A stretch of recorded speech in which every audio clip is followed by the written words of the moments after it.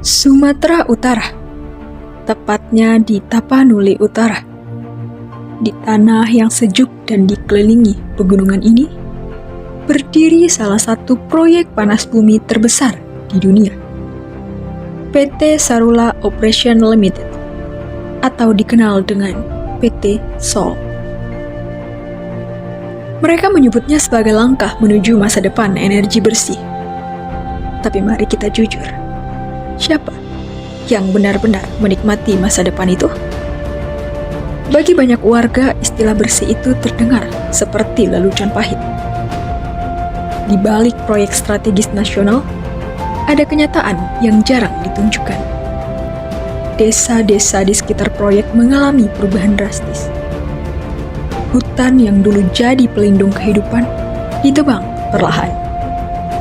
Hewan yang dulu bebas berkeliaran kini mati seketika akibat paparan uap beracun. Lahan pertanian yang selama ini jadi sumber penghidupan warga kini terbelah oleh pipa raksasa dan semburan uap mendidih. Tentu, aktivitas masyarakat terganggu. Suara tenang desa yang menjadi latar sehari-hari kini digantikan desiran uap panas dari perut bumi. Kalau ini pembangunan, maka kehancuran jelas bukan kecelakaan, tapi sebuah rencana. Setiap keputusan yang menyingkirkan masyarakat dari ruang hidupnya adalah keputusan yang sadar, bukan sebuah kebetulan. Sebelumnya kami nggak tahu apa-apa. Kami selalu sehat dulu, penghasilan penuh dulu. Sekarang udah 5 tahun, kawan kami udah mati gitu karena beracun. Lahan kami pun udah nggak bisa lagi ditanam, udah belerang di sana, udah beracun. Bahkan hewan-hewan udah banyak mati.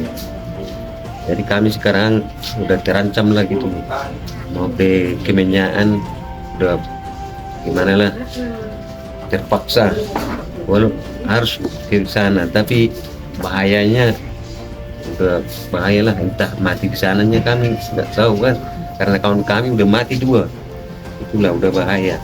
Semua ladang-ladang di sini udah ditinggalin sama warga.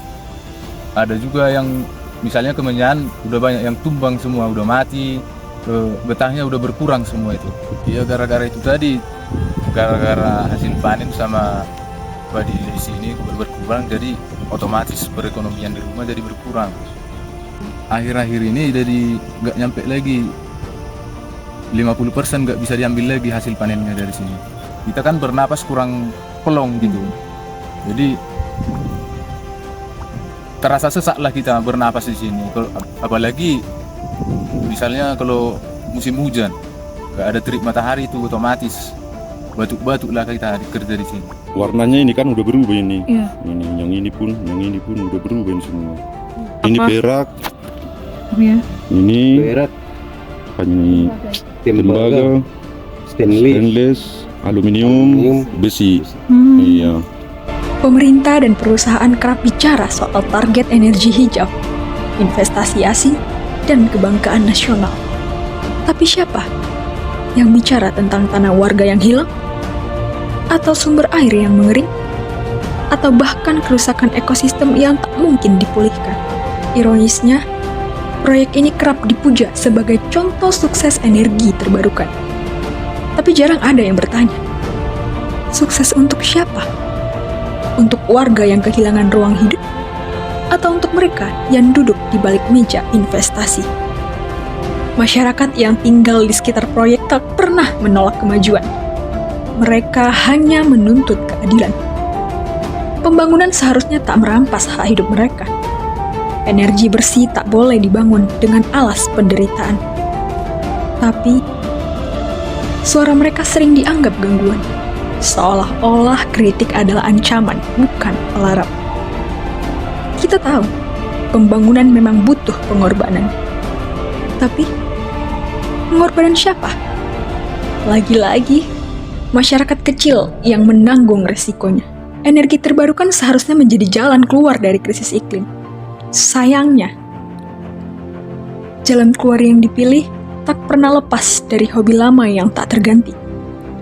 Merampas ruang hidup masyarakat yang lama menempati, mengusir paksa satwa dari rumahnya sendiri, bahkan merusak alam tanpa henti. Apakah ini transisi? Jelas, ini bukan transisi.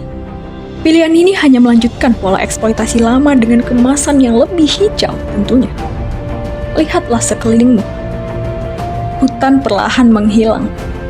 Satwa berkeliaran ke rumah warga mencari makan. Bahkan desa kehilangan ruang geraknya untuk berdaya. Semua ini bukan ramalan tentang masa depan, tapi kenyataan tentang hari ini.